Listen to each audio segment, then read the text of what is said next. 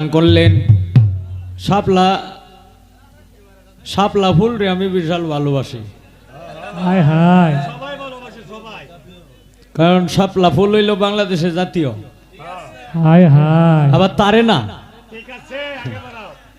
এলেই তো কই তারে না কেলেগে তারে না। তুমি দাঁড়ায়া কথা কইছো 30 মিনিট, আর আমি জাগা মতো কই মাত্র 5 মিনিট। দুই ঠেড়া এক কান হইছে, দুই গোপ্পা গোপ্পা এক কান হইয়া কই